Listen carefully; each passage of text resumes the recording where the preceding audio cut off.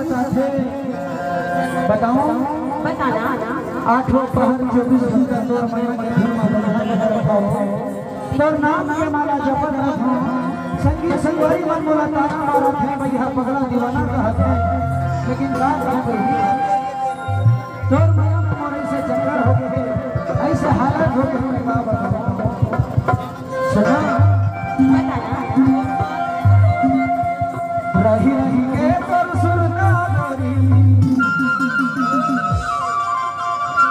रही रही के तोर सुरता गोरी आंखें भरी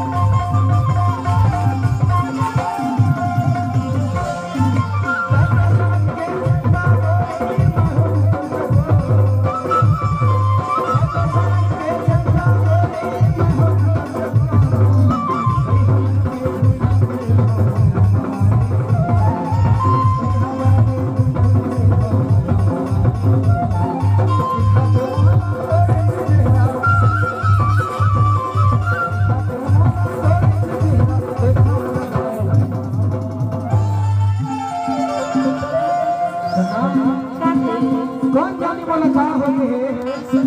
जब कहूँ मैं अपने आप ला देखे बरैमा के साधु में जाता आईना खलो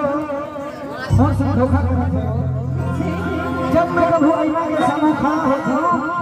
तो मैं अपन नहीं बल्कि अपना चेहरा मोला नजर आता है अच्छा ऐसे लोग मैं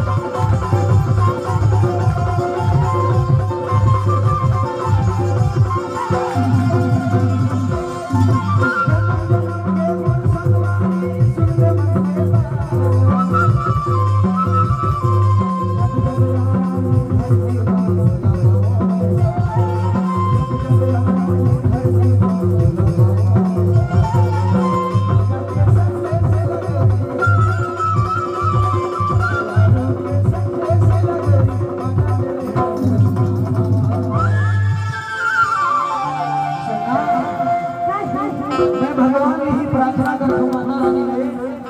कि हे माँ, मैं जब जब ये धरती में जन्म धरा